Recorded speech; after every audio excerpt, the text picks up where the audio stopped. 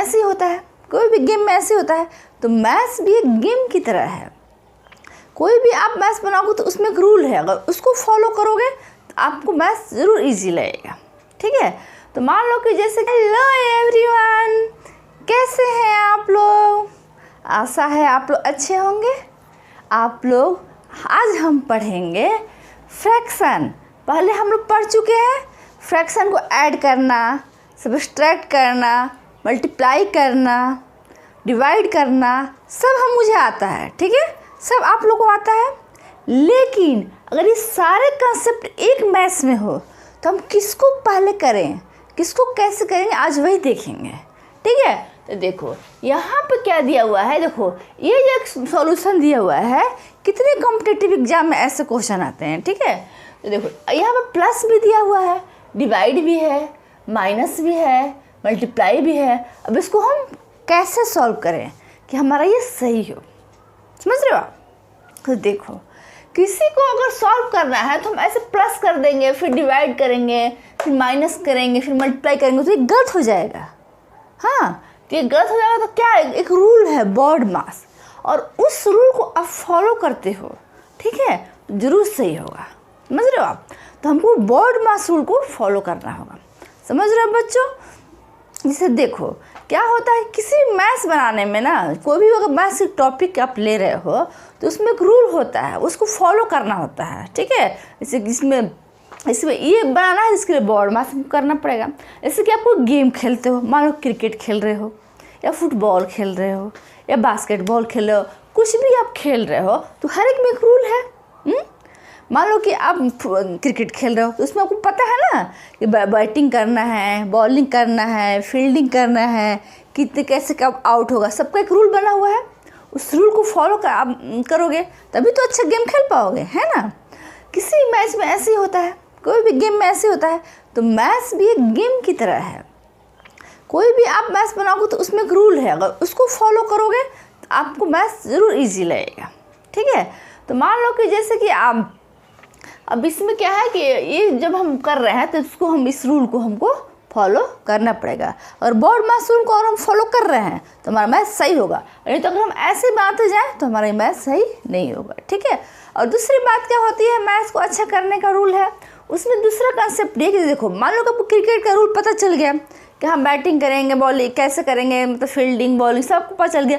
लेकिन जब तक आप प्रैक्टिस नहीं करोगे क्या आप अच्छा क्रिकेटर बन पाओगे? नहीं बन पाओगे ना। तो वैसे ही मैथ्स का मैंने आपको रूल बता दिया, आप समझ भी गए, लेकिन जब तक आप इसको प्रैक्टिस नहीं करोगे आपको आएगा नहीं। समझ रहे हो? तो प्रैक्टिस बहुत मैटर करता है, आपको प्रैक्टिस करना बहुत ज़रूरी है। समझ रहे हैं बच्चों? चलो अभी हम क्वेश्चन देखते हैं कैसे बनाएंगे। तो इसके बनाने के पहले हमारा क्या काम है, पहले देखना बॉड मास। ठीक है, पहले वीडियो में बता चुकी थी मैं बॉड होता है। समझ रहे हो आप? चलो देखते हैं बॉड मास क्या होता है।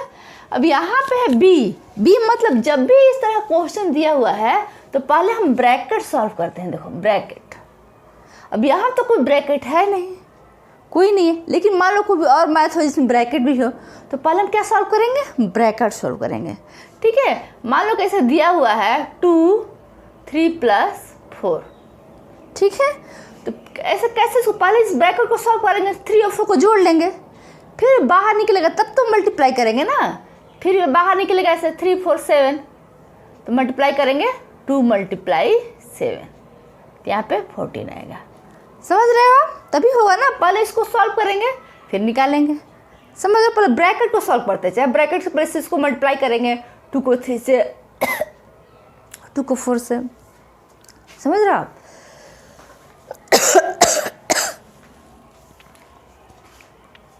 नेक्स्ट हमारा क्या है, नेक्स्ट है ओ मतलब कि ऑफ। नेक्स्ट यहाँ पे ऑफ, इसको हम बोलते हैं का भी बोलते हैं। तो ब्रैकेट सॉल्व कर लेंगे, उसके बाद यहाँ पे हम ऑफ इंग्लिश में रहेगा तो ऑफ सॉल्व करेंगे, फिर हम का को सॉल्व करेंगे। ठीक है, उसके बाद हम क्या सॉल्व करेंगे, डिवाइड। ये रूल बता रही हूँ क्योंकि इसी के अकॉर्डिंग अगर हम इस मैथ्स को बनाएंगे तभी समझ में आएगा। अभी आप इसको स्किप मत कीजिए, समझ रहे हो? आप पूरा को वीडियो को पढ़िए, समझिए, तभी आपको पूरा क्वेश्चन समझ में आएगा।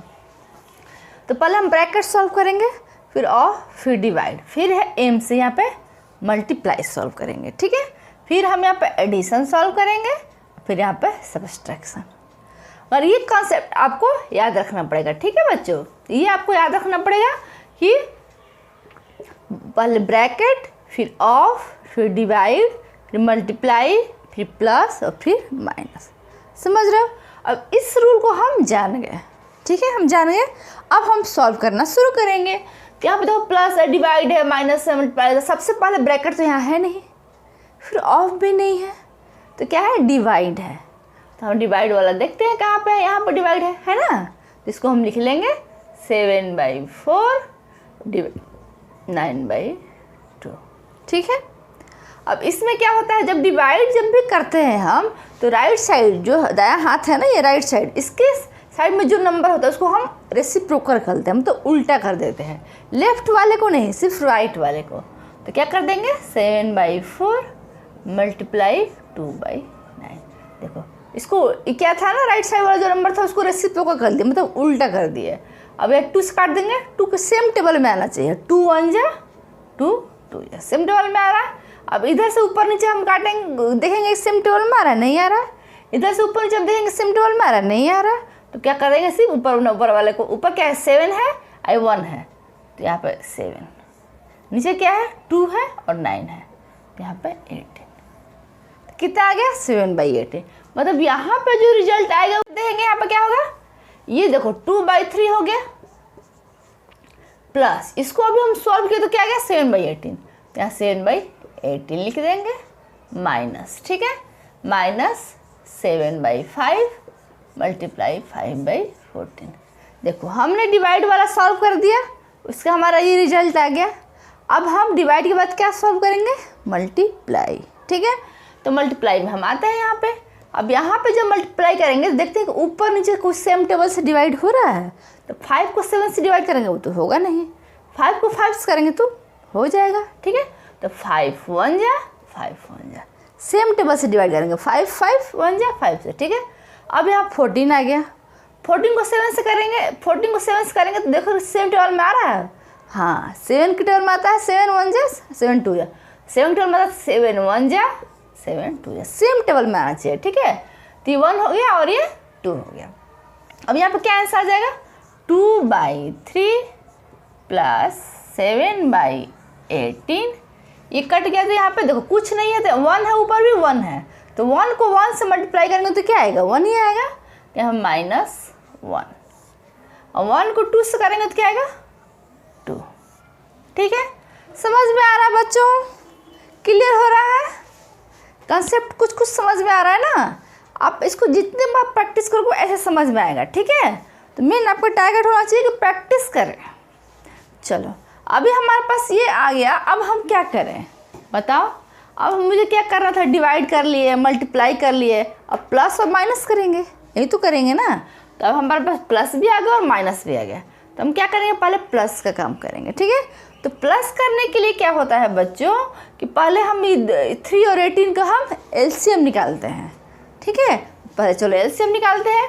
तो एलसीएम कैसे निकालेंगे, देखो यहाँ पर मान लो कि 3 है और 18 है, ठीक है। जो सबसे छोटा नंबर होता है उसी को बाहर देखते हैं कि डिवाइड किससे हो रहा है, तो 3 से हो रहा है, तो 3 1 जा, और 3 से डिवाइड करेंगे 18 का, 3 के 6 जा होता है, 3 6 जा।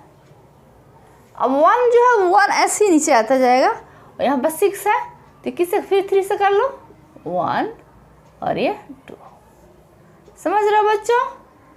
अब यहाँ 2 से कर लो 1 और 1, नीचे लास्ट तक 1 और 1 आना चाहिए, ठीक है। अभी तीनों को हम मल्टीप्लाई कर देंगे, 18। एक और तरीके क्या होता है कि 3 और 18 अगर आया है एक ही टेबल में, और सेम 3 6 जो होता है 18, तो 18 ही हो जाता है। अगर आपको नहीं निकालना है तो डायरेक्ट ये मेथड होता है कि अगर सेम टेबल में दोनों आता है, जैसे 3 छोटा है और 18 बड़ा है, और 3 के टेबल में 18 आ रहा है, मतलब 3 से 18 डिवाइड रहा है, मतलब कि उसका जो हाई एलसीएम होगा वो 18 होगा। ये भी एक ट्रिक है, समझ रहे हो आप। तो इसको हम डिवाइड 3 और 18 को हम एलसीएम ले लेंगे, तो कितना आ गया यहाँ पे 18 आ गया, ठीक है। अब 3 को 18 से डिवाइड करेंगे तो कितना 6 जा में चल जाएगा ना 6 जा में, तो ये 6 जा हो गया। अब 6 को 2 से जो भी 6 जा गया तो ये 6 को किससे मल्टीप्लाई करेंगे 2 से, तो ये आ गया 12। ठीक है, अब 18 को 18 से डिवाइड करेंगे तो 1 ही आएगा, तो 1 लिखा, 1 को 7 से करेंगे तो यहाँ पे आएगा 7। तो कितना आ गया है हमारा आंसर 19/18 माइनस 1/2। क्लियर हो रहा है, समझ रहे हो आप? ये आ गया 19/18 माइनस 1/2। अब फिर इसका हम एलसीएम निकालेंगे, 2 और 18 फिर से एलसीएम निकालते हैं। देखो कितना आएगा, देखो यहाँ पे 2 और 18 इसे। अब देखो क्या है कि सेम टेबल में है, 2 9 जो होता ही है, तो इसका भी एलसीएम 18 होगा। आप निकाल कर देख लो, देखो 2 1 और 9, ठीक है, 3 से 1 और 3, और फिर 3 से 1 और 3, 1 और 1, 3 9 18 ही आ गया ना, इसका भी एलसीएम 18 ही आ गया, कोई डाउट नहीं है। मतलब अगर सेम टेबल में आता है 2 9 जा 18 होता ही है, तो अगर सेम टेबल में आता है तो एलसीएम वही आ जाएगा, समझ रहे हो आप? तो क्या करेंगे, 2 और 18 का हम एलसीएम ले लेंगे। ठीक है, तो चलो 2 और 18 का एलसीएम ले लेते हैं, तो कितना आ जाएगा, यहाँ पे हम 18 ले लिए, 18 ले लिए। अब डिवाइड करो, 18 1 जा, अब 19 करेंगे तो यहाँ पर 19 हो जाएगा। अब माइनस 2 9 जा, यहाँ पर 9 आ जाएगा। ठीक है, यहाँ पे 18 को 18 से डिवाइड किए तो 1 हुआ ना, 1 को 90 से मल्टीप्लाई करेंगे तो 19 ही होगा। फिर 2 को 18 से डिवाइड करेंगे, 18 में 2 से डिवाइड करेंगे तो 2 9 जो होता है तो 9 होगा, 9 को 1 से करेंगे तो 9 होगा। ठीक है, तो 19 माइनस 9 कितना आ गया, 10 आ गया। ठीक है, तो इसका आंसर आ जाएगा हमारा 10/18। तो इसका आंसर हम क्या लिख देंगे यहाँ पे, 10/18। ठीक है, अब ये जो 10/18 है इसको भी हम लोएस्ट कर सकते हैं, इसको भी हम डिवाइड करके, मतलब कि लोएस्ट करो डिवाइड कर सकते हैं। ठीक है, तो कैसे डिवाइड कर लोएस्ट कर सकते हैं, सेम टेबल में आना चाहिए, ये दोनों को डिवाइड करेंगे सेम टेबल में आना चाहिए। तो देखो यहाँ पे देख लेते हैं, 2 2 5/9, तो ये इसका सही आंसर आ गया। समझ रहे हो बच्चों, क्लियर हो रहा है कंसेप्ट? आपको समझ में आ रहा है कैसे हुआ? अगर थोड़ा कहीं भी डाउट हो तो आप ज़रूर बताना, ठीक है, ज़रूर बताना कि कहाँ प्रॉब्लम हो रही है, क्या आपको समझ में नहीं आ रही है। और एक क्वेश्चन मैं आपको दे रही हूँ, आप इसे बताना कि कैसे बनेगा। ठीक है, आप कमेंट बॉक्स में बताना कि इसका आंसर क्या होगा। ठीक है, चलो देखते हैं क्वेश्चन क्या है।